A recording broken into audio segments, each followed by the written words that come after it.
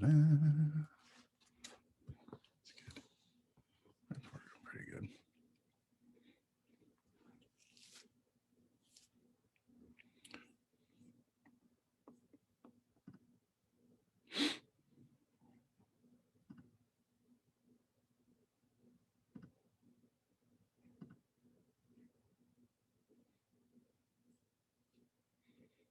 Hey, folks.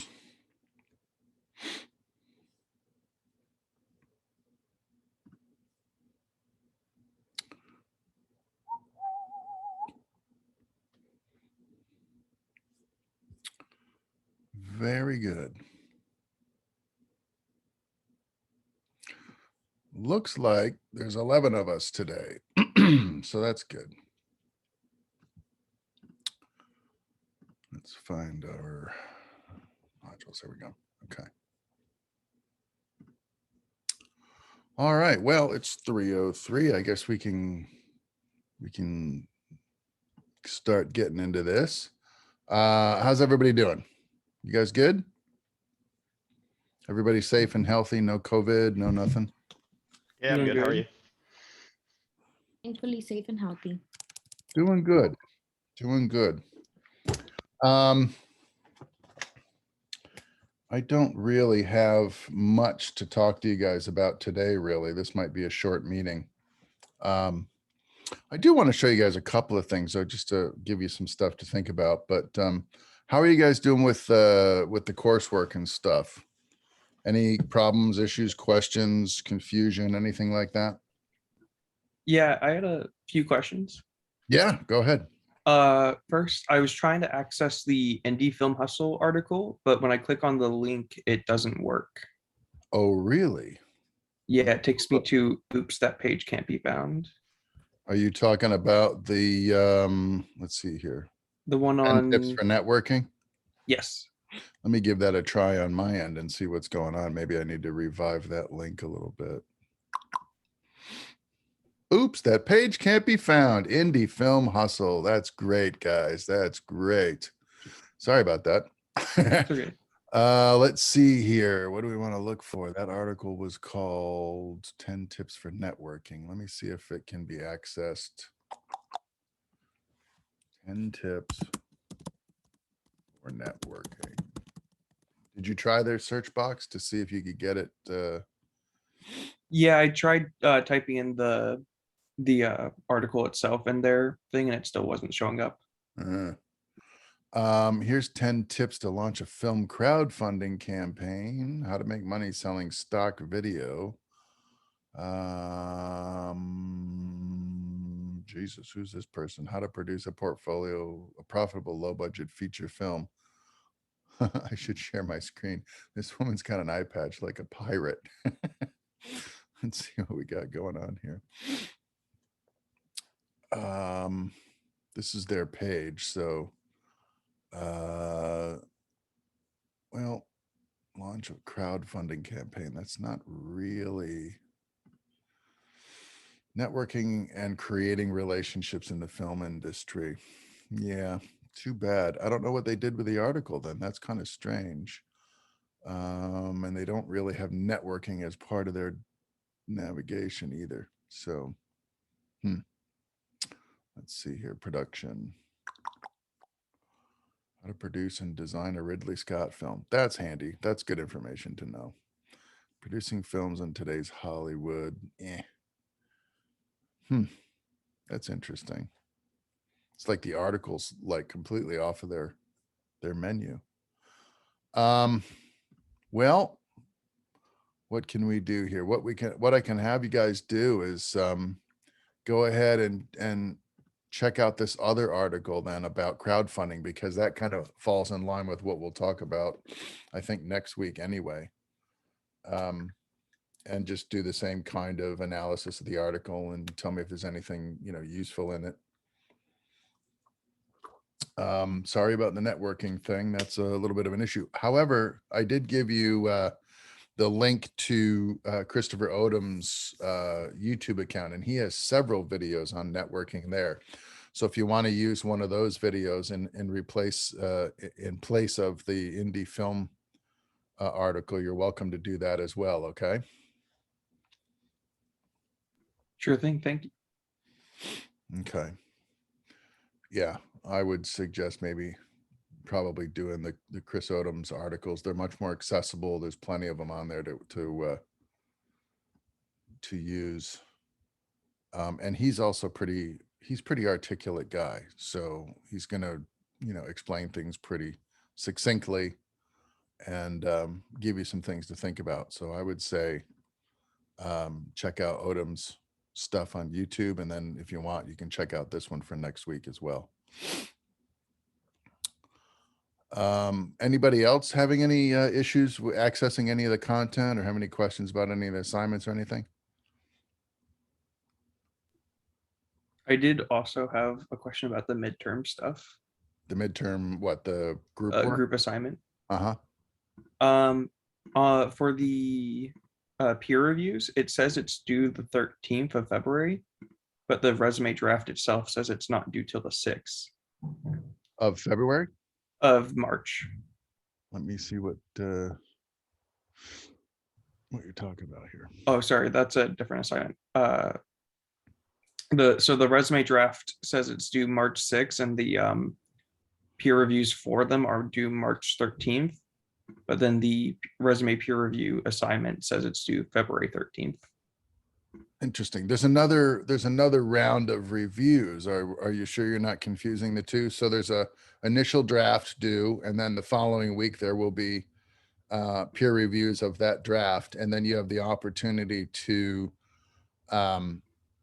update your work, revise and edit your work, and then I believe there's another review after that. So is it possible that is what you're seeing? I'm looking at the one in this week's module for the resume draft, Mm-hmm. and that's the March module. 6th. Oh, March 6th. Ooh, that's odd. That's supposed to be February 6th, I think. Oh, okay, that's what I wanted to check on it. I was starting the resume draft anyways, but I just wanted to check with you if it was March or February 6th. Yeah, I think that's supposed to be February 6th, so that the following week you have a round of reviews. Yeah. So sorry about that. I don't know how that happened. It's all good. And then I had one last question on the midterm project preview copy you put. It says to have our groups by September 23rd. Yeah, you have to have your groups ahead of time so that you have enough time to do the sort of research and everything that you're going to do. And it's not intense research either. The topics are pretty easy. You could almost phone this thing in, really. But you need to have your group selected ahead of time, so I know who's going to be grouped with who, and then we can arrange the presentations accordingly. Is there a final time, like for this semester, that we should have it by, our groups collected? What does it say on the web courses? What does it say for September 23rd. September 23rd? Jesus, I missed a date. Okay. Let me go back here. Let's have a look. The midterm module is it's after grad school. So spring break is here. Midterm project due March 20th. So you're going to want to have your groups together. Presentations, I think, are this week as well, and the week after. So March 20th. So you're going to want to have your group together by like March 1st. Let's see if it's in this description here.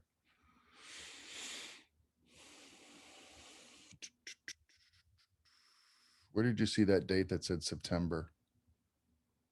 You put a copy of the midterm project in this week's module.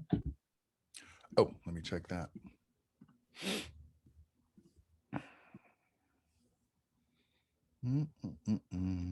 Preview copy, this page. Oh, there it is. Yes. Boom. Yeah, I'll change that to March 1st. And I mean, that's not an assignment.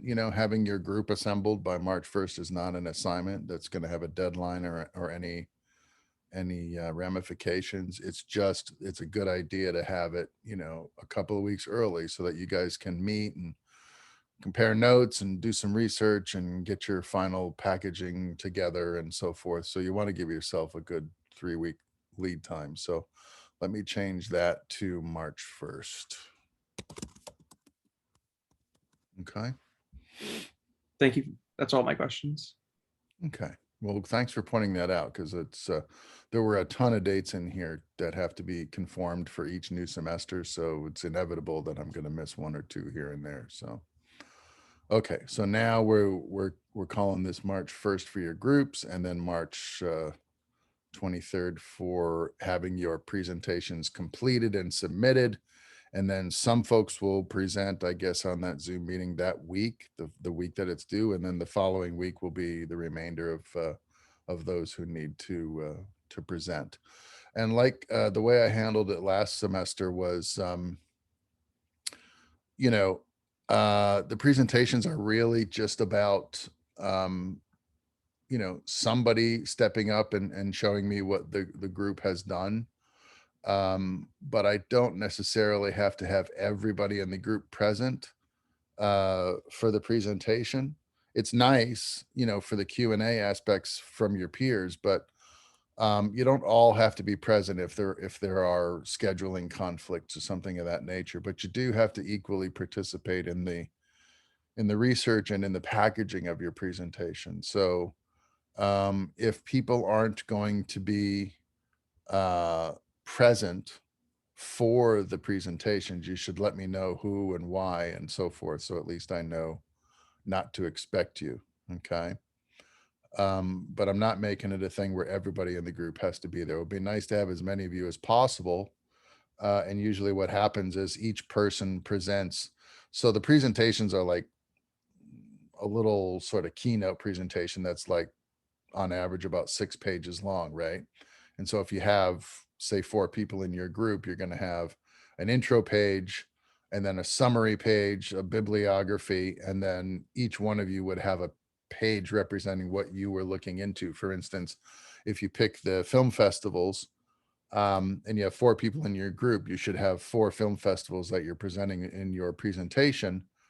And then intro page, summary page, and bibliography is a 7-page presentation, right? And then if you have everybody in the group, each person can present their own page from their research, right? And that's how it typically gets handled. Although sometimes people have work commitments or other scheduling commitments that prohibit them from being here in this window of time that we're using. And if that's the case, just let me know, okay? And don't forget, because a lot of folks last semester forgot to cite their research. So you really need to do a bibliography of your research sources for this project, okay? Because for instance, let's say you're doing the film festival's topic as your research project.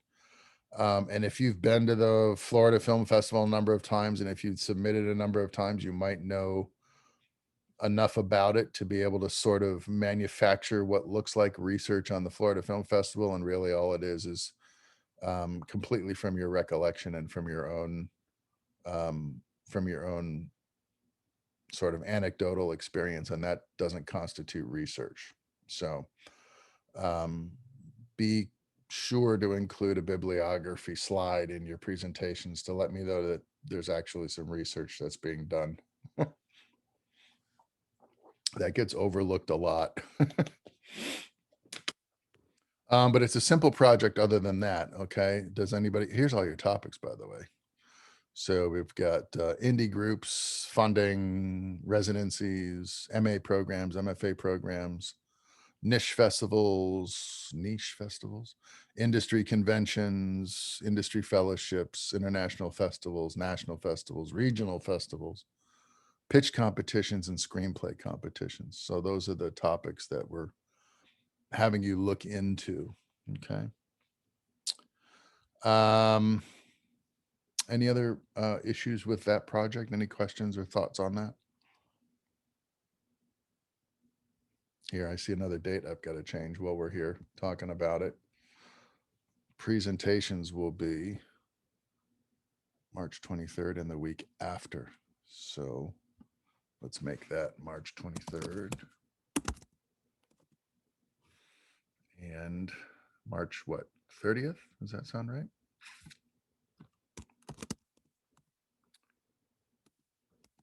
There we go. Okay. Hopefully that is all of the typos. Okay. So this week you're looking into a few things. Let me go back to the modules page here. We are looking at, where's my, okay, we kind of covered resumes last week. So I'm looking at your professional development page. I had Janelle Jordan come in last fall, and she gave a nice presentation about the Orlando Film Commission and Women in Film. If I can get her to come back out this semester, I'll do it because it's always a fun conversation. But I just wanted to talk to you guys about trade organizations and union locals and clubs like Film Florida and Women in Film and so forth. And these are good opportunities for you all to do some networking, okay, which kind of falls in line with that article that should have been available for you to read from Indie Hustle. What I did is I went in and I pulled a couple of pages really quick from the Orlando scene. And it's kind of funny. The IATSE 631 page is under construction. And so there's absolutely no information right now on the internet about IA 631, which I think is really dumb on their part. But what are you going to do? On the other hand, local 477 in Miami, their website is up and running and healthy and just fine. There are several trade groups in Central Florida, in Florida at large, I guess. And they are sort of different. They differentiate based on their services that their membership offers and the type of work that they do. So if you were, for instance, after you graduate, right, and you're out there and maybe you've got a full-time job at the mall, or you got a part-time job doing something, but you're looking to supplement your income and you're looking to do something that's a little closer to your industry aspirations. I always tell folks, there's a couple of different things you can do. You can look to the rental houses for work, fulfilling packages going out on rent to productions that come to Orlando. You can load trucks at places like MBS or First Unit Production Services, so that when clients come to town and they pull lighting and grip packages and they will rent trucks and stuff, a lot of times those rental houses will need day players to come in, daily hires to come in and fulfill those orders for their clients, because they usually have to pull a lot of gear, test the gear, load the trucks, and have the trucks roll out in time for the jobs in anywhere from a day to 5 days of preparation. So most of the time those rental houses will hire additional people to fulfill those types of orders, especially if they have more than one order going out in a week, which is not uncommon. And you can look in places like that, the rental houses, or you can look at the IATSE regional offices to see what kind of work that they might have. So the IATSE is International Alliance of Theatrical and Studio Employees. Okay. And then we call each jurisdiction a local. Okay. And the idea is the town that you live in, your local representative of the IATSE will have a jurisdiction number. In Miami, the jurisdiction number is 477. It's a little deceiving though, because IATSE Local 477 has authority over the entire state of Florida for motion picture production. Okay. So if you were looking for some part-time work or some apprentice work, or if you're looking to start kind of getting into the industry at an entry level and you want to do motion pictures and television, the IATSE local having jurisdiction over Florida is 477, and their headquarters are in Miami. Now they do have an area rep in Orlando.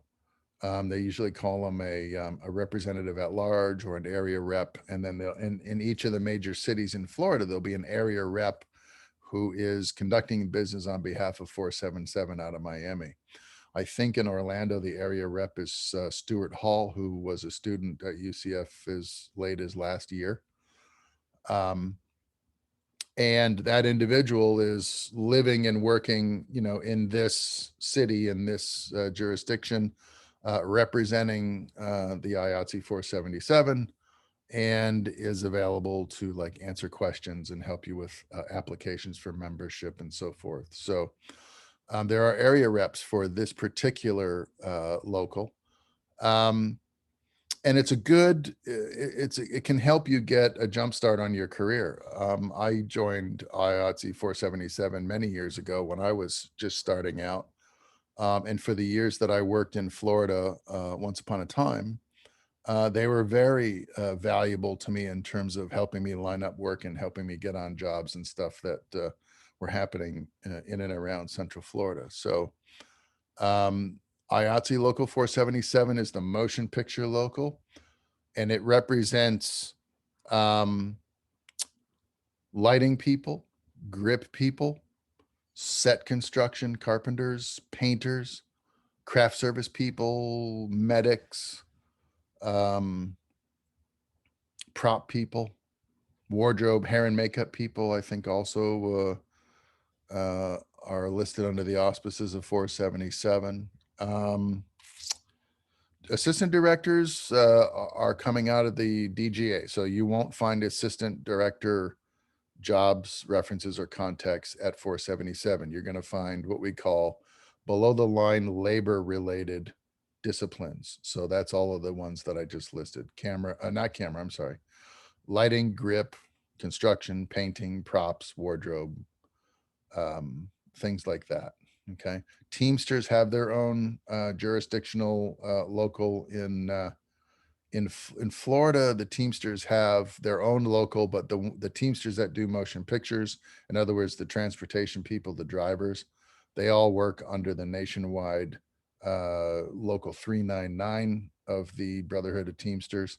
And so if you're in 399, you can do movies anywhere in the country on the same jurisdictional card. Camera department works the same way. If you want to be a camera assistant and you want to join the IATSE camera division, then you're going to join local 600, which is a nationwide local as well. And then you simply claim your city of your home city. And then I think you get to choose one other city where you can work as a local without having to be put up in a hotel and paid per diem.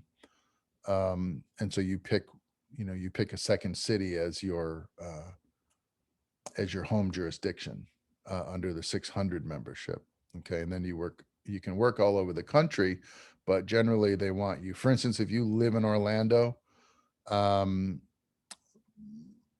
pretty much if you live in Florida, you're in the same jurisdiction under 600 rules.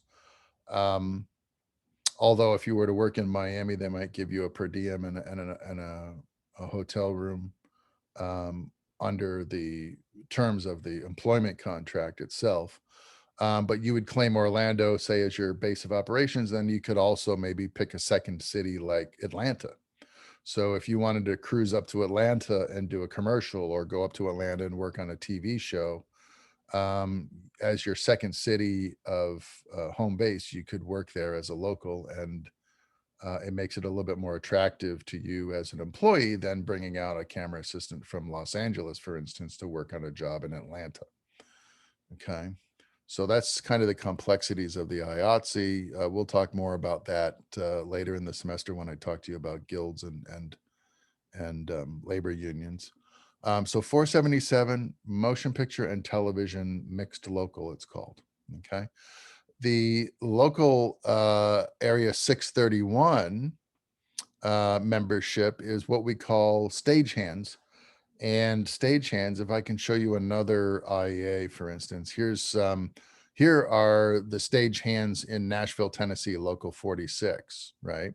So if you go to their contact page, you can see the membership agents, like the business agent, the office manager, the benefits coordinator.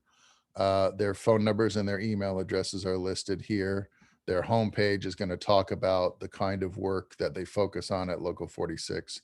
And in this case, it's in Nashville. So if you're familiar with Nashville, you know it's the music city. So you've got live events that happen. You've got special coordinated events that involve um, performance setup and tear down, like outdoor concert venues and things of that nature. You also got convention work that can happen under the auspices of a stagehand local. So the Nashville Convention Center, for instance, whenever they have activities or events that are happening there, usually the stagehand local is brought in for setup and tear down of exhibition halls, of presentation venues, of audiovisual presentation apparatus, screens, projection, and so forth, lighting, exhibition booths, whatever.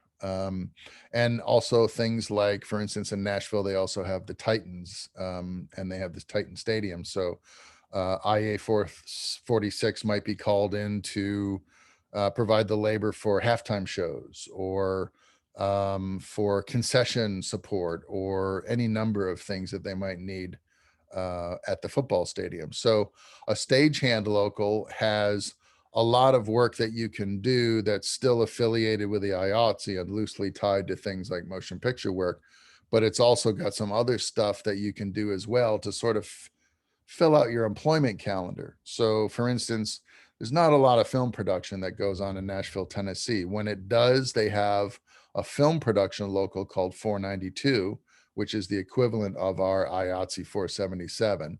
It's an all-inclusive Tennessee local that does lighting, grip, wardrobe, set construction, painting, props, and the whole deal for film and television work. And then the stagehands are there to support 492 when 492 membership is depleted. If a big show comes into town and all of the membership of 492 are already working or working on that production, and that production needs additional help, they'll tap into the Local 46 supply and bring people in from that jurisdiction as well to do things like grip work and additional crew, construction, and so forth.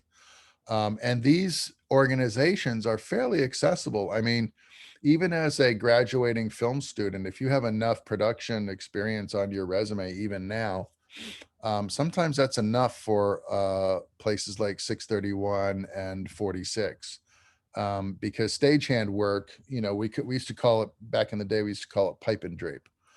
If there's a convention that's going to come to the Orlando Convention Center, for instance, and let's say there's going to be 1,000 exhibitors, and it's I don't know, something like the Consumer Electronics Show, or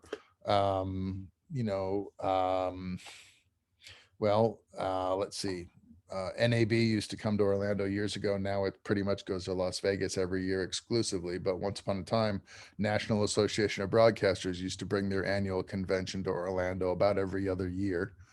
And when you do that, I mean, the NAB convention has as many as, couple thousand exhibitors, maybe booths of varying sizes, and presentation signage and cabinetry and stuff that has to be brought into the venue. So it has to be trucked to Orlando, loaded into the convention center, dispersed with forklifts and dollies and hand carry. And then stagehands will go in and they'll build all the exhibition booths, and they'll put together all of the signage and special presentation apparatus that has to take place. And then they'll open for the show, 2 days, 3 days, a week long, whatever it is. And then they work on a skeleton crew of people that are there every day to make sure that booths have the appropriate AC power, for instance, or to make sure that carpeting doesn't have to be fixed from the traffic and relayed or repaired. check for burnouts in, lighting fixtures and so forth. And then at the end of a convention, they'll bring in another large cattle call of membership from the stagehands to tear it all down and put it back in trucks and send it on its way. And concerts work the same way, like rock and roll. Okay, so if a rock and roll show was going to come into, say, the Orlando Arena, 631 will get a call from whoever the live production company is, like Cellar Door, or there's a number of companies that they're promoters that will put on these national shows. They roll into town.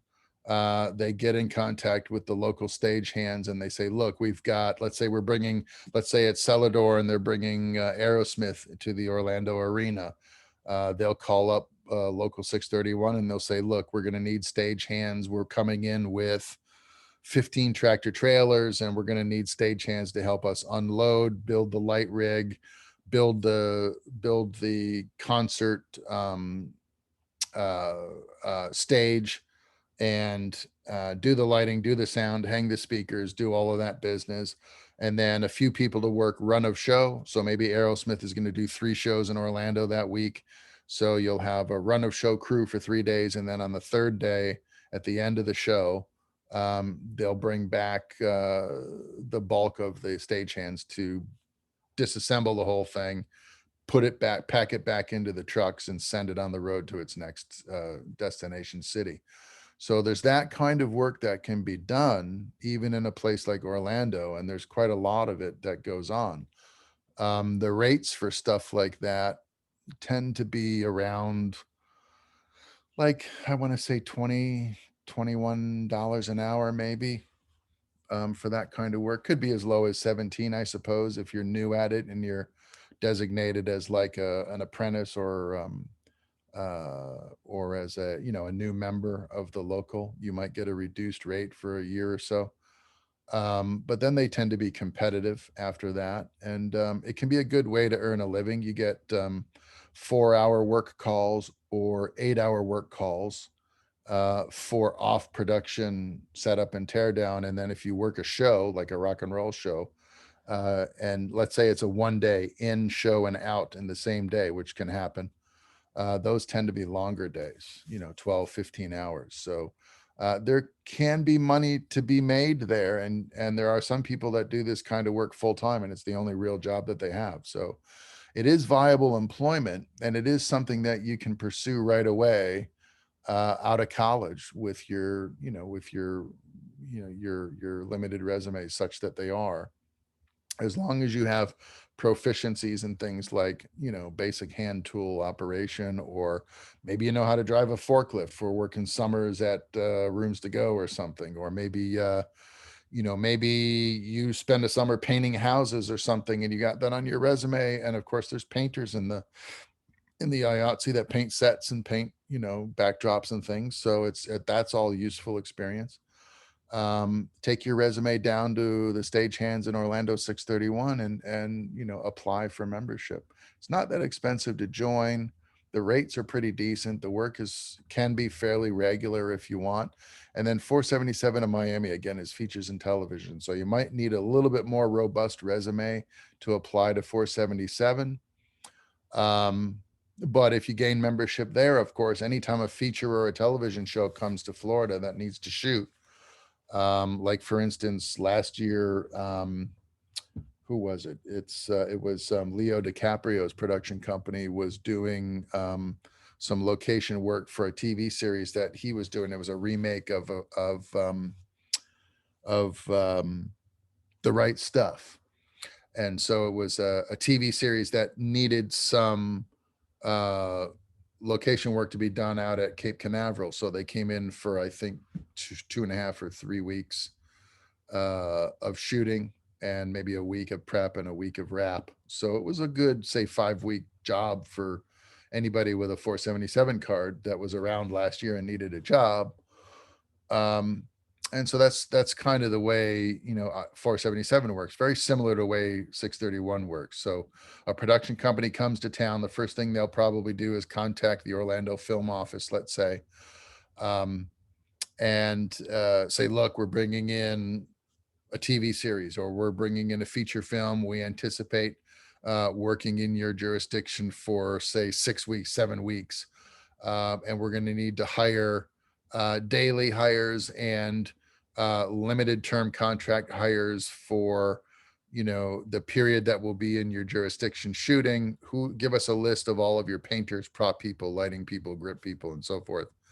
And then they disseminate those names to the department heads coming in from out of town, the chief lighting tech, the key grip, the production designer, and so forth.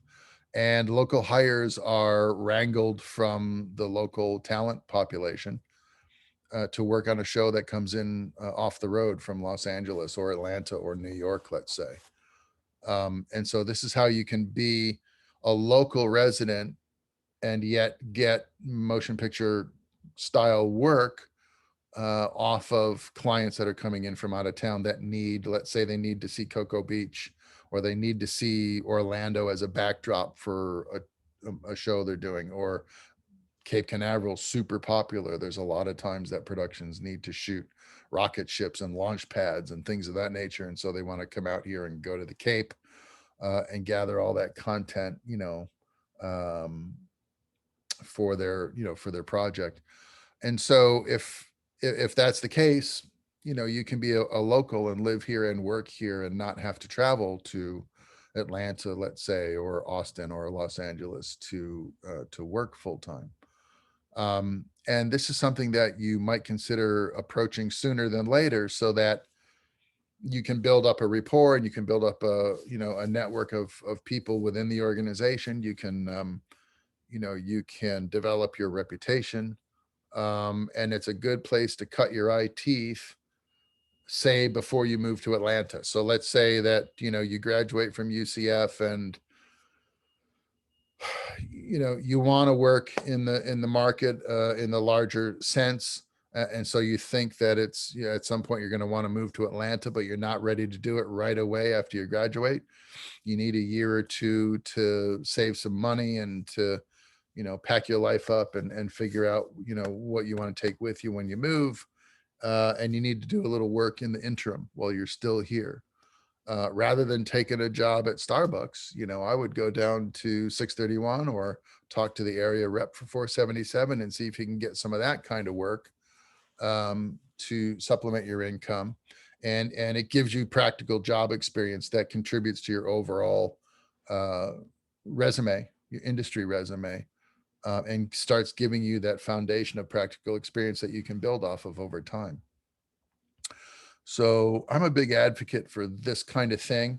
I was looking at a project in Nashville, Tennessee. So the first thing I did was I went to local 492, and I already closed their tab already. But if I open it back up, 492 Nashville.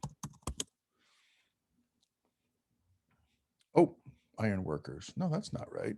Let's see. IATSE 492. Here we go. Okay, so here they are, Homestead Road in Nashville. So it tells you where their office is, what their address is, and their office phone contact. Current officers, right? So I went right to this page, 492 in Nashville, and I went down and I looked for the business agent. So here's the BA right here, business agent. Okay, and that person's job is to be the point of contact for clients coming in from outside of Nashville who need information, bookings, anything service related from the IATSE in that town, and you contact the business agent first. So I looked up Peter's number, and I got him on the phone. I called him. I dropped him an email first and said, hey, I'm so and so. This is my background and experience. I'm coming into Nashville on a project, and I'm looking for information about your jurisdiction, about your membership, and so forth. And he dropped me an email back, said, give me a call tomorrow at this time and we can talk. And so I called him the next day and I talked to him for about an hour and a half, I think, on the phone about the Nashville industry, the local jurisdictional quirks, what are the situations, concerns, and details that I would need to know about Nashville and working in Nashville. And he was a wealth of information. I mean, it's kind of his job, right? So if you're going to do something like that, or let's say that you decide after you graduate from college that you want to move to a city like Nashville, or you want to move to Cleveland, or you want to move to, even to someplace like Atlanta. If you know you want to do lighting and grip work, for instance, and you know that you want to move to Atlanta, I would definitely tap the resources of the local IATSE office. I think Atlanta is, I want to say it's 491. I could be wrong about that, but they will have, it's pretty easy to, to Google, find out IATSE Atlanta, and it'll give you all of the, here, let's just do it. IATSE Atlanta. 479, that's them. Okay, so IATSE mixed local number 479. You see that motion picture slate right on their homepage, and it'll give you information, services, contact information about the local news and so forth. Quick links here. So if you want to see, for instance, let's see if I can find officers here. About 479, probably. Here's an interesting little blurb about their office. Here we go. Here's all your officers right here. So here's your business agent right here, Michael Akins. And I'm imagining that there's some kind of contact info for this guy, although there's no rollovers, so I'm not sure how that works. There will be a main number. Let's see here.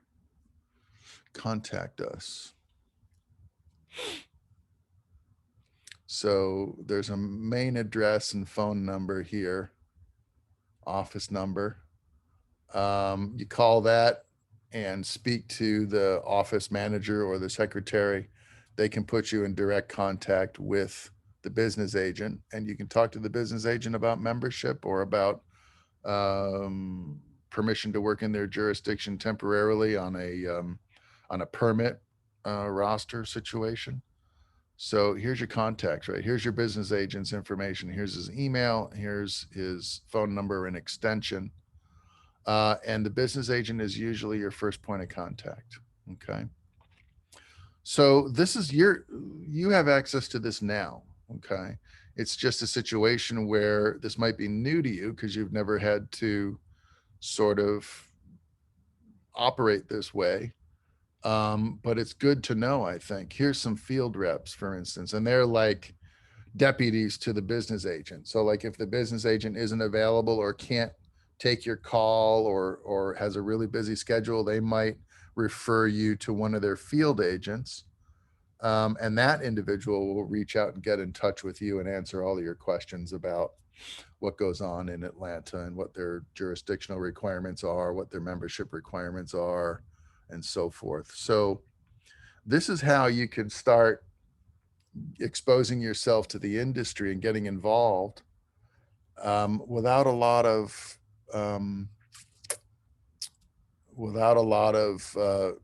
networking and without a lot of sort of digging around that you might have to do.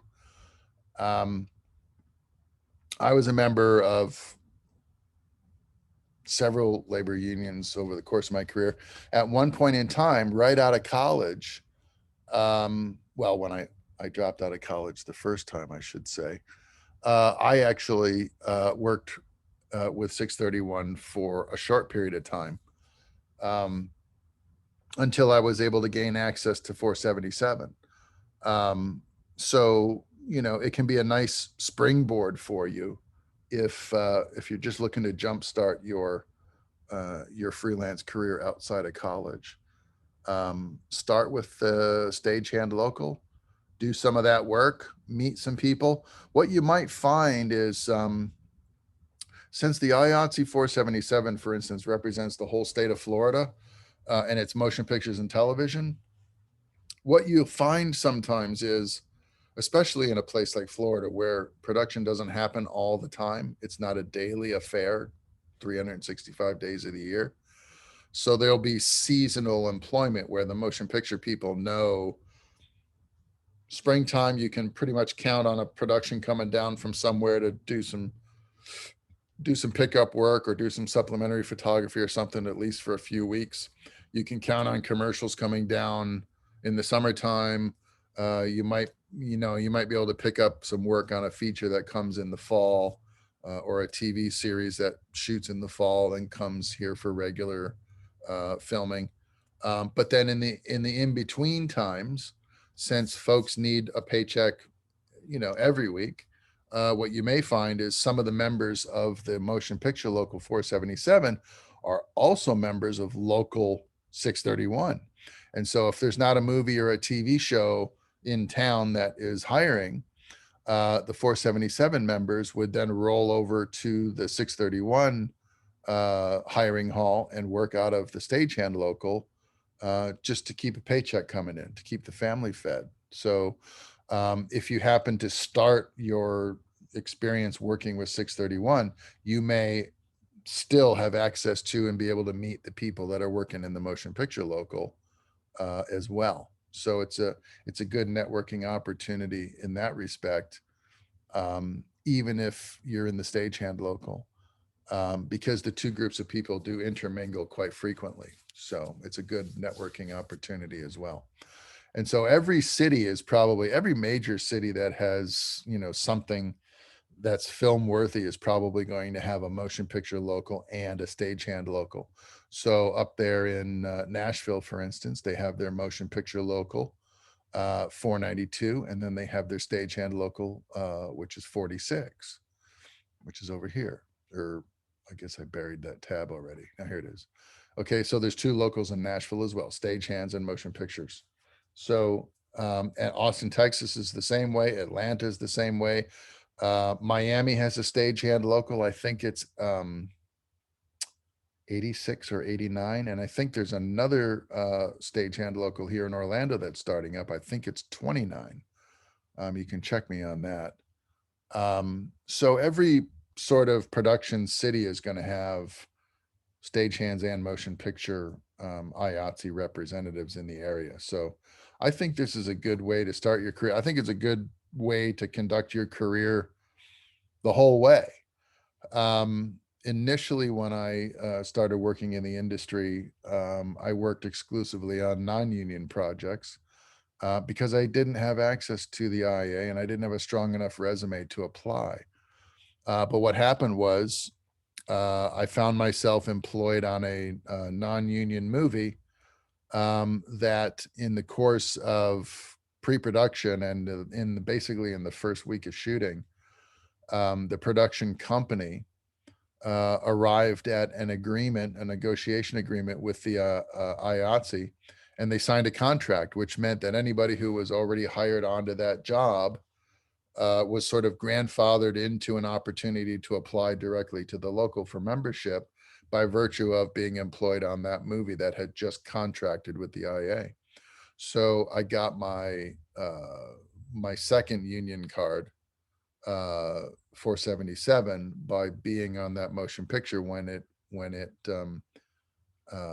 the contract shifted from non-union to union.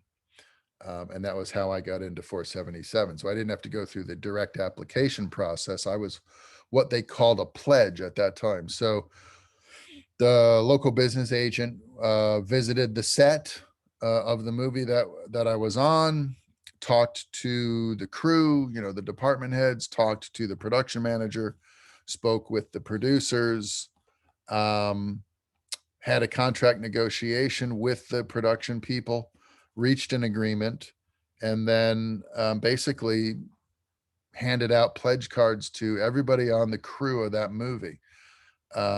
And you weren't under obligation to join the IATSE. Florida is what they call a right to work state. So if you're already on on a movie that was initially non-union and then it signs a contract and becomes union, that doesn't mean that you lose your job because you decide not to join the IA. You can keep your job because Florida state law says the right to work guarantees any person who needs employment can gainfully be employed regardless of membership in a union. So you didn't have to join, but what the pledge cards did was created an incentive for somebody to want to join. And in my case, it was that they were going to forego the initiation fees, which at the time to join 477, I think was about $700.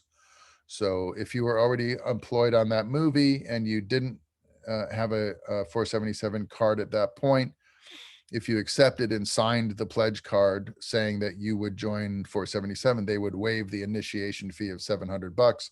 And all you'd have to do is pay the 3% assessments on your paycheck each week as membership into the union.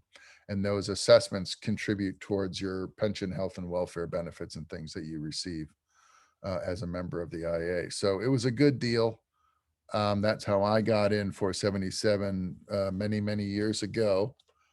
And so it's really not that hard to access these networks and to become affiliated with them if that's your goal. And of course, you know, one of the benefits of being in the IA is that every time you work on a show with an IA contract, you get health and pension and welfare payments that are distributed to you as an employee on that movie or TV show. And that contributes towards your retirement account, right? So just like at a regular, if you worked at a company, every pay period, when you got your paycheck, you would see where there'd be deductions for your 401k, for instance, and there'd be deductions for your health plan and so forth. Well, the IATSE can structure your income life the same way. They work with the payroll companies that pay you on behalf of the production people, and they arrange for your health and welfare deductions and your pension contributions from the employer and everything. And they channel those funds into accounts with your name. And that becomes kind of your retirement package plan. And every job that you work on, as long as it's IATSE, no matter where you do it or whatever kind of job it is, if it has an IATSE contract, your pension, health, and welfare payments will be arranged and paid on your behalf and put into your accounts for you. So you work for 20 or 30 years in the industry, and then it comes time for you to retire. You actually have a portfolio that has been building over time with contributions from every job that you work on. And it's all been arranged for you by virtue of your membership with the IATSE.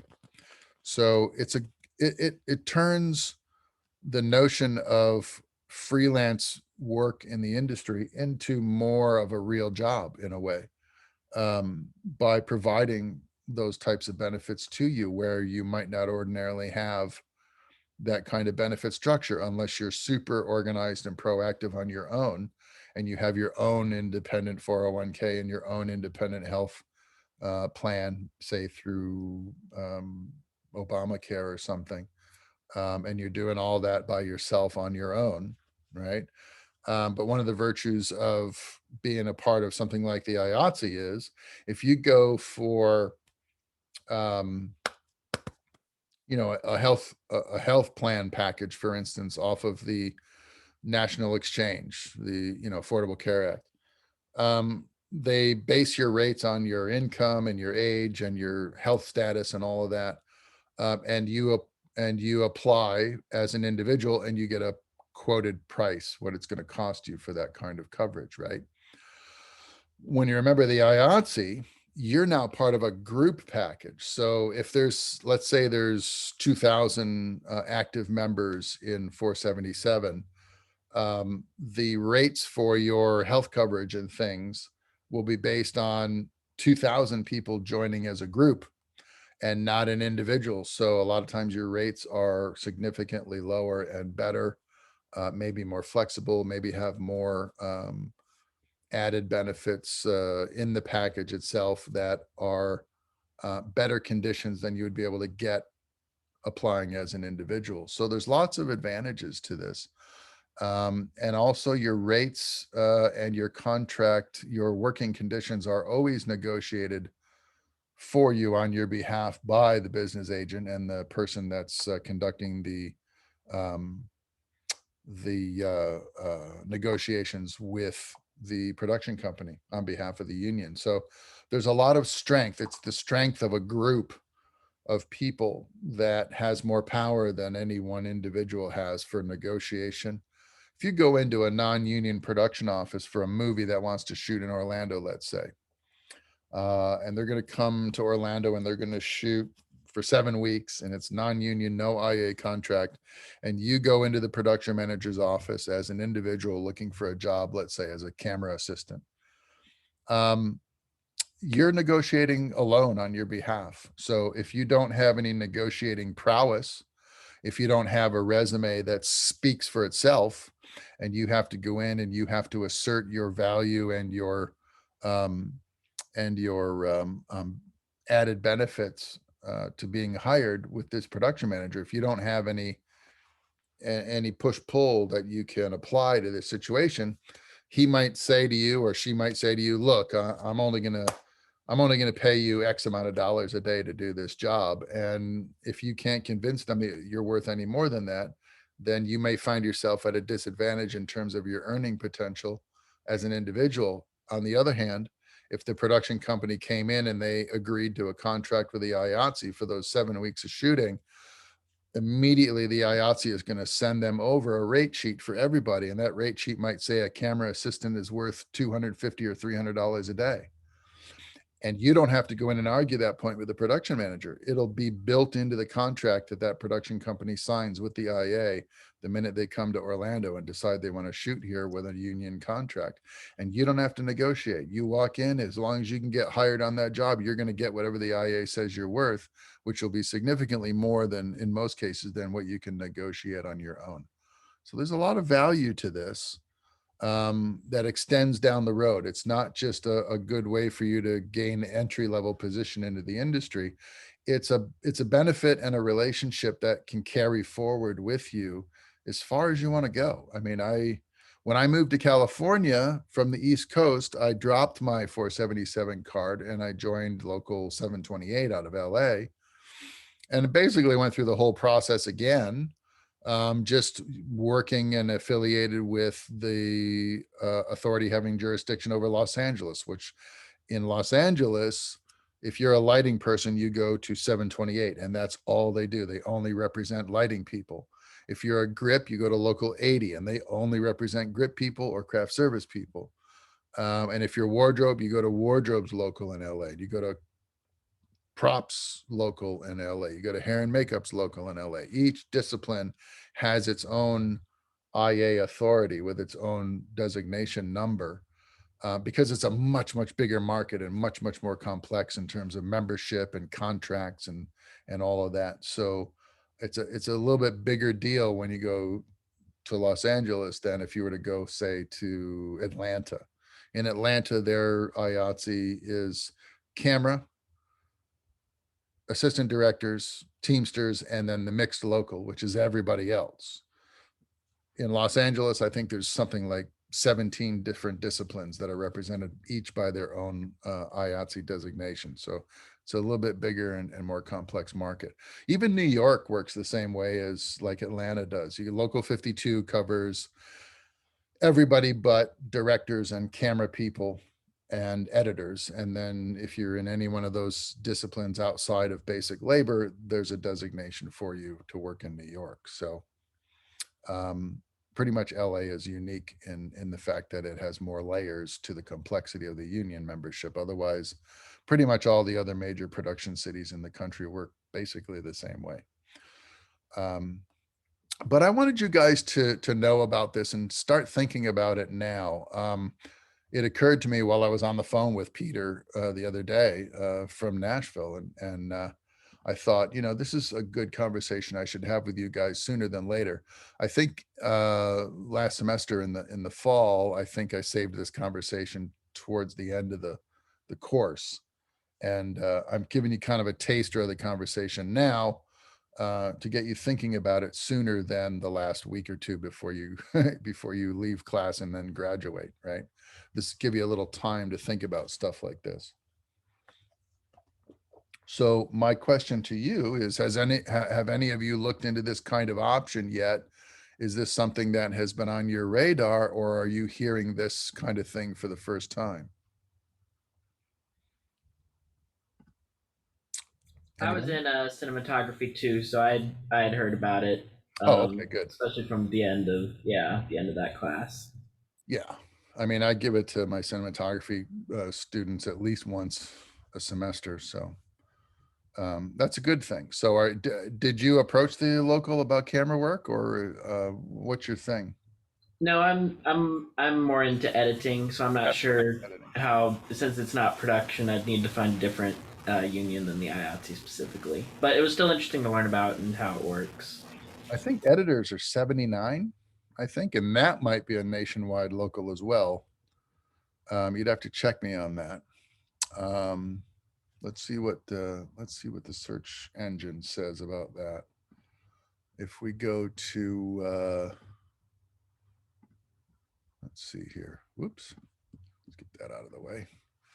IATSE editors. 700, I'm sorry. Yeah, 700, I'm pretty sure is a nationwide local, like 600 is for camera. So if you're in local 700, you can work in LA or New York or Atlanta. Because the job is basically the same no matter where you are.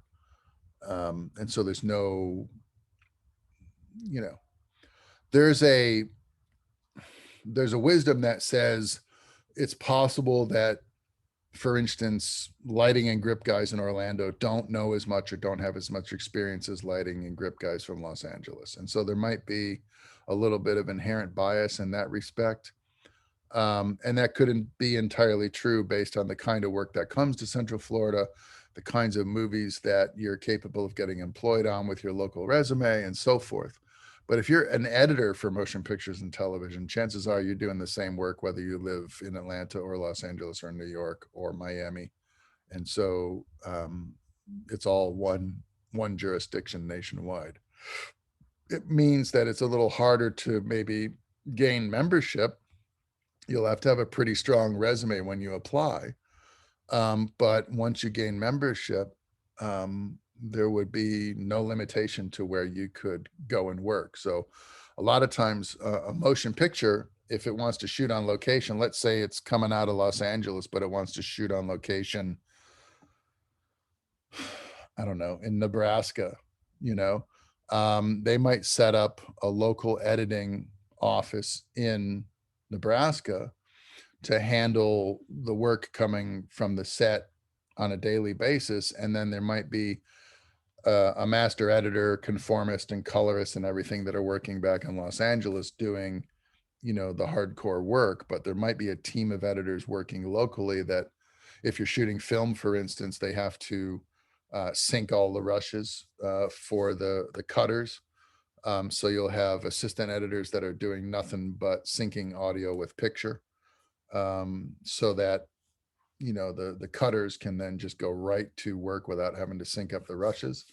If you're doing digital, there may be conforming, hard drive management, asset duplication, stuff like that can be done locally. And then they might uplink or FedEx files and hard drives back and forth to main offices at the studios in LA for the master cutting sessions that are going on concurrently with production. So sometimes you work as a local editor, sometimes you work, out of the studio location. It depends on what your status is within the editing community. What do you guys think of this kind of option? Has anybody else looked into this or considered this kind of thing before?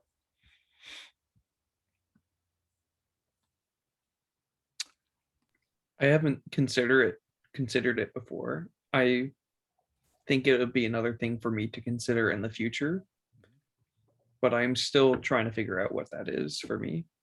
What are your career aspirations, Alex?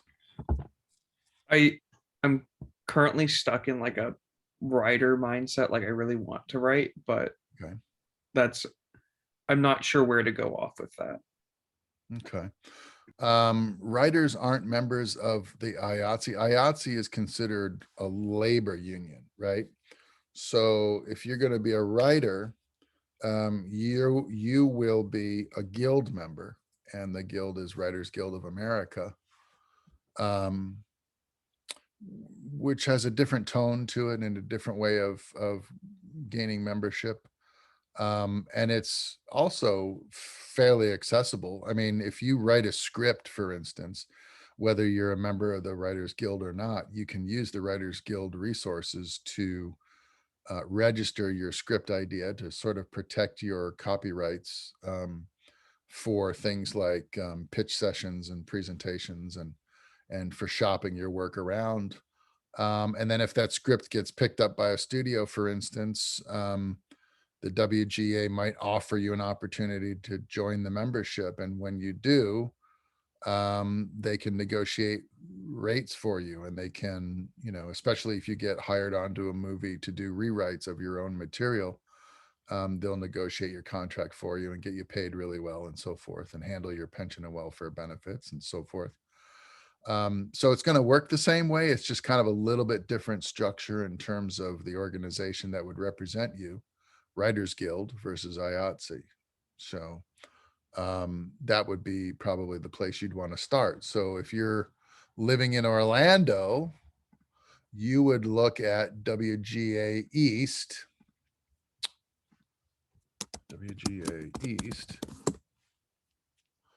And that's pretty much anything east of the Mississippi, right? So, I mean, you could live in Atlanta and be a member of WGA East, New York, Miami, Orlando, DC, Pittsburgh, and then if you move west beyond the Mississippi, you'll probably join WGA West, which is Los Angeles, Austin,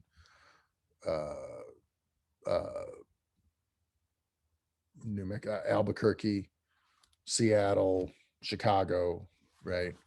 WGA West. It's all the Writers Guild of America. It just has to do with where they channel your benefits and your payment packages and things like that. Does it go out of the East Coast office or the West Coast office?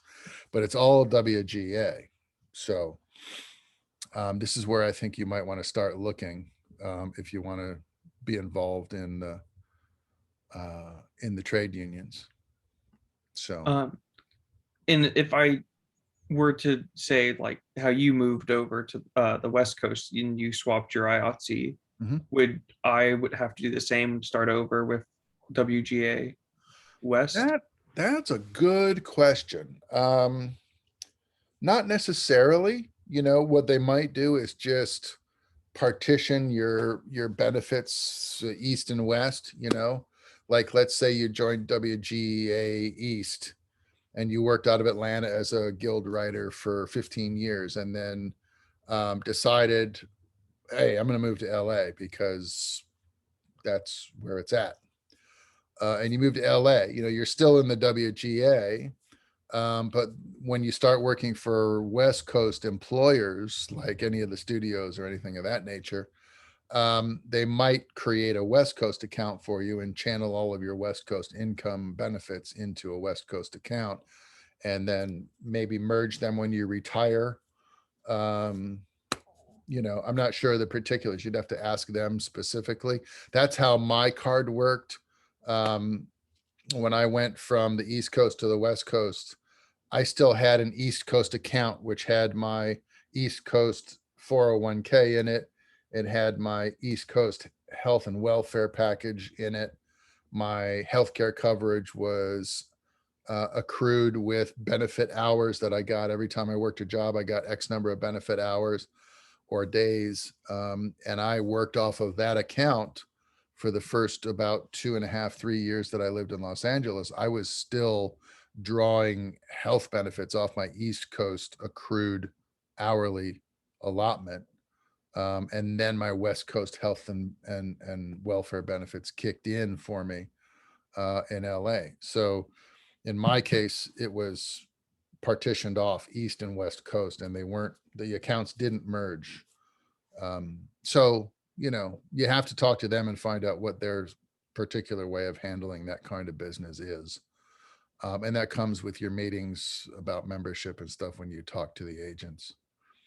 So, Thank but you. this is where I would start. I would start looking at, you know, WGA. Gotcha. Thank you very much. Sure. Anybody else given this any kind of thought, or is this the first time you're hearing stuff like this?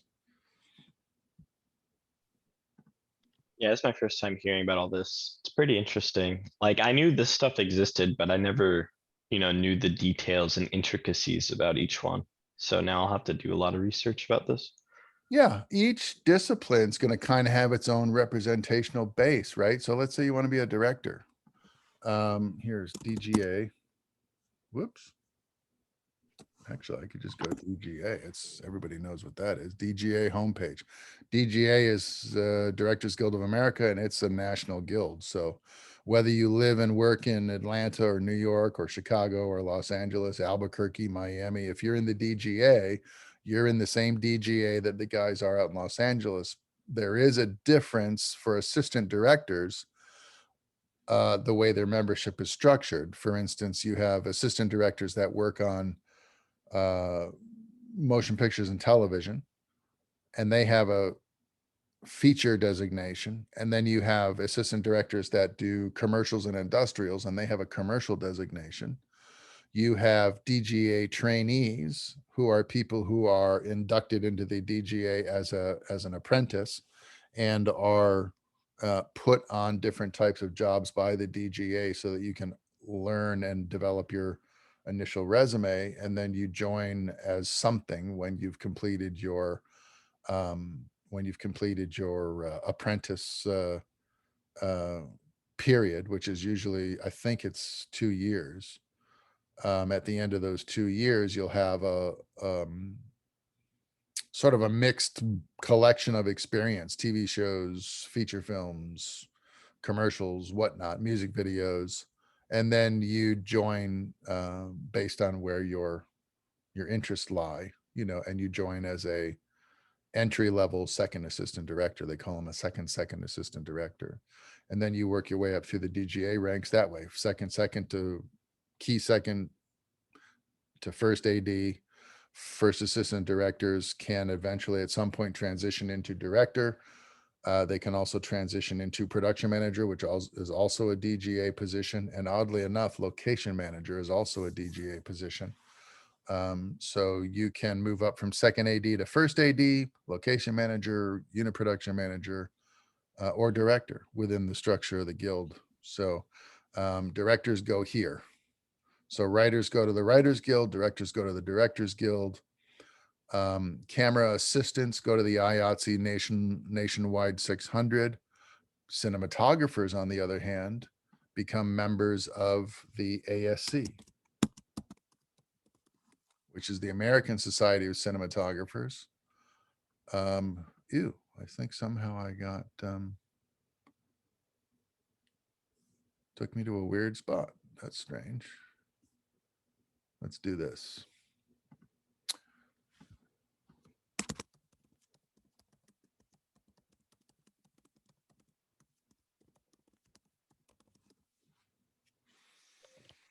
There we go. Oh, theasc.com. My mistake. Okay, this is the Cinematographers Guild. So if you're a camera assistant, you're going to join IATSE Local 600. And you're going to do that for however long your career is going. You go from loader to second AC, first AC, camera operator, right? At some point, you might be asked to shoot second unit on a feature where you're the operator. If that's the case and the feature film has a contract, what might happen is the ASC might approach you and say, if you want to be the DP on the second unit of this movie, then we feel like you might want to join the ASC so that you can become a member of the Cinematographers Guild. But they have to approach you. You can't join the ASC. You can't walk in off the street and say, I think I'd like to be a member of this club. and give them an application. They won't accept it. You have to be asked to join the ASC as a DP or a cinematographer. And then you join accordingly. So the Cinematographer Guild is a weird one in that respect, in that as an assistant, you work under the labor jurisdictions of 600, but as a cinematographer, you're now considered above the line, or on the line, if you will, management and not labor. And so then you have to be a member of the executive guild, the ASC, as opposed to the labor guild 600. So it's a little convoluted in the camera department. It's not hard, you know, and if you join local 600 and you work as a camera assistant long enough under local 600, you'll learn all of the intricacies and peculiarities of the ASC, because you'll work with ASC cinematographers pretty much on any job that's contracted. The only way you might not work with an ASC cinematographer is if you're working on a non-union shoot, and then they can hire pretty much anybody they want. But anything that's high profile, studio level work, big budget, it's going to have an IAA contract, and you're going to be working with an ASC cinematographer, probably. Not always, but probably. So that's if you're a camera person. So you got cameras, directors, writers, and then pretty much everybody else. You know, the motion picture locals are pretty much everybody else except in Los Angeles. That's when you have to be very specific about the job you do, and then they'll direct you to the jurisdiction having authority over that craft, right? So in my case, for instance, set lighting is local 728, grips local 80. Art department out in Los Angeles is local 44. Studio electricians, house electricians and maintenance is local 40.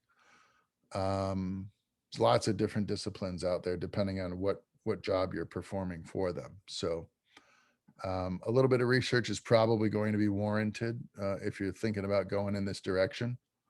But it's not hard. Membership's not hard. Usually it's a pretty simple application. And the best thing you can do is rack up as much experience as you can and document that as effectively as you can on your resume, so that if and when you do apply, your body of work is fairly clearly outlined in your resume and can be vetted by the IA. In other words, they can look up all your references and verify that all of the jobs you say you worked on, and in fact, are true. And then it usually involves an interview, and then you get the pitch. Here's what it costs to join. This is what you can join as. This is what you'll get to do. This is what we'll offer you in terms of benefits and so forth. And then you're off and running. So it's a good thing to consider, I think, at any level in your career, especially when you're first starting out. The things that attracted me about it were, you know, when I was 20 years old, when I was 20 years old and working as a camera loader, for instance, and making, I don't know, I didn't make a lot at that time, but I was making more money than I ever would have made, on the outside doing any other kind of job. I think my base salary was like, on one of my first jobs, was like $150 a day, so $150 a day times 6 days is what, $900 a week, right? At 20 years old, making in 1988, making $900 a week. Are you kidding me? I mean, that would be like making $2,000 a week now as a 20-year-old in this day and age. You're making that much money, and whew, what's a 20-year-old likely to do with that kind of cash, right? Going partying, going to the bars every weekend, buying the hot rod car and doing all that. And the last thing you're thinking about is, I should get a health insurance plan, or I should start a savings account or something. It's the last thing on your mind, right? And I knew that, I was totally, capable of thinking and behaving that way. And so one of the nice things about the union was, before I even cashed my paycheck, they had already arranged for the payroll deductions to cover my health and welfare costs, my 401k contributions. They got 401k contributions matched in kind from my employers. All of that was done for me, so that the paycheck that I got in my hand on, Friday afternoon from the best boy was all mine to cash and do with whatever I wanted to do with, and hopefully pay bills was part of that agenda. But you never could tell with me at 20 years old. So I knew that I wasn't responsible enough to start saving and planning on my own behalf for, the latter portion of my career. So union membership at that point made a lot of sense to protect me because, it's not like I was part of a big motion picture family and my dad and my uncles and my grandparents were involved and all of that. It was just me in the industry. So I had to think about my business responsibilities a little bit more, I think, than I would have if I'd had uncles in the business who, got me in and got me involved with very little effort and so forth. It was a more deliberate and a more responsible reaction to, what I wanted my career to take shape and look like over time. So it was good for me, I guess, is the short answer. What do you guys think? I see Willie highlighted. Are you, did you have a question or a comment? Oh, no, I'm good. Oh, okay. I already was interested in the director one that you showed earlier. Oh, okay, good. DGA is a little bit tough nut to crack though. So Yeah. if you don't get accepted as a trainee, and I think week 11 or week 12, module 11 or 12 is going to have, I brought in a DGA assistant director last semester who spoke with us for a couple hours, I think, 2.5 hours. And his name is Gerald Wu. So his video will be embedded in the modules and web courses for you to watch. You can watch it anytime you want, really, but it coincides with that week's discussion, I think. And he talks about the DGA apprenticeship program and stuff in that interview. So you might want to check out that video specifically when the time comes. You don't just kind of apply to the DGA and get accepted. It's you have to have qualifying hours on non-union jobs before you can approach them for membership, unless you're approaching them as an apprentice for the apprenticeship program. Then you don't have to have any experience at all. But the competition for that is pretty stiff. So if you're looking to become a DGA trainee, you're going to be competing with probably a couple thousand applicants for those few coveted positions. I think they take maybe 6 or 8 people a year and run them through this program. So it's pretty stiff competition, but you don't have to have any particular qualifications to become a DGA trainee. They look for certain types of personalities, the kind of people that have good natural organizational skill sets. They look for certain types of personalities that can handle the stress of, of a high dynamic environment where there's a lot of demands placed on you and a lot of accountability. They look for certain types of personalities. Maybe they look for people with certain types of private sector job experience, management experience, military experience, people like that. There's several different criteria that they're going to use to qualify applicants. And it doesn't necessarily mean that if you went to film school and you made a bunch of films and you won at a film festival, that you're going to be a shoo-in to join the DGA. Doesn't work that way. They're looking for specific kind of personality types that can do the job of managing motion picture and television content. So it's pretty stiff, the competition, but it can be done. I've worked with lots of DGA trainees over the years, and if they didn't know anything going into the program, they sure as hell knew something when they got out of it, because it's kind of like boot camp for directors, assistant directors. And you put the time in for sure. So if you think that's something you might want to do, go to the DGA website and just go through the navigation, look for the apprenticeship program. And you can get some information on that. Watch Gerald Wu's video in your modules.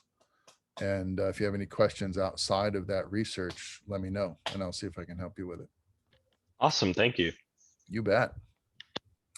So what do you think, guys? That's pretty much my pitch for today. I didn't really have anything else I wanted to talk to you about.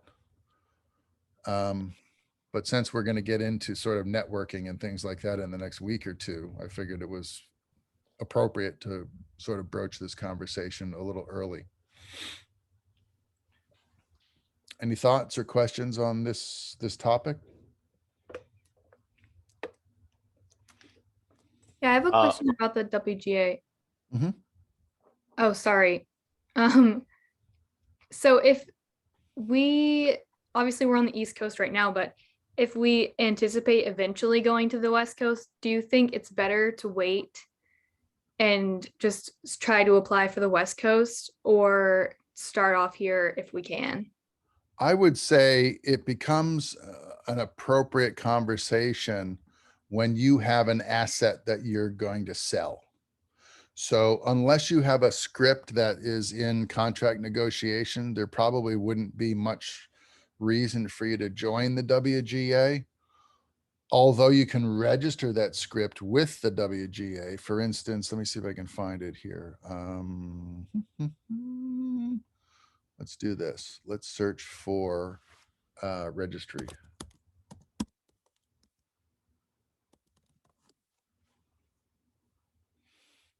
Oops, did I misspell? I did. Registration. There we go. Okay, so between the lines, it's not telling you how to register on this page. Why not? Here, register your materials. See down here in the navigation? Register your material. Secure script registration. Look at this, 10 bucks if you're a WGA member, 17 bucks if you're a student with an ID, and $25 for walking in off the street. So if you write a feature film script and you want to shop it around Hollywood and see if you can get it sold, or say you've already shopped it around and you've got a fish on the line, you got a producer that's talking about buying your script or licensing your script from you. What you do is take your document to the WGA, register it with them for 25 bucks, and they'll give you a WGA number that establishes that you're the original sort of author of that idea, or you are an author of this idea on this date. And so if anybody reads your script and decides that they like the idea and they're just going to rip it off from you and then write their own script, if you registered with the WGA on January 1st and this other person goes in on May 1st and wants to register the same idea, WGA will say, yeah, you know what? Your script is an awful lot like this person who came in January. They're the original author of this idea, and we can't give you a WGA number. So it's kind of nice in that regard because it gives you a little bit of sort of protection against, what could be a possible theft of your intellectual content. Although it's kind of rare for that to happen because word gets around if people will suspect that somebody stole an idea. And they'll avoid that idea like the plague because of the legal implications. So there's not really a whole lot of idea theft that goes on, but in order to give you a little sense of security, you can register your material with the WGA and get a little bit of protection as far as establishing when and where and what idea you're trying to sort of protect. But being an actual member is not something necessarily I think that you'd want to do until you're to the point where you're selling content and you're getting paid, because then WGA is going to negotiate your contracts for you. They're going to help you with your benefits package, and they're going to get you established as a guild writer in the market. And then you get the added benefits of the membership at that point. But up to that point, if you don't have anything to sell, it's kind of probably not a good idea for you to join, because there will be a membership fee associated with joining the guild. And I think the Writers Guild is kind of a hefty price tag.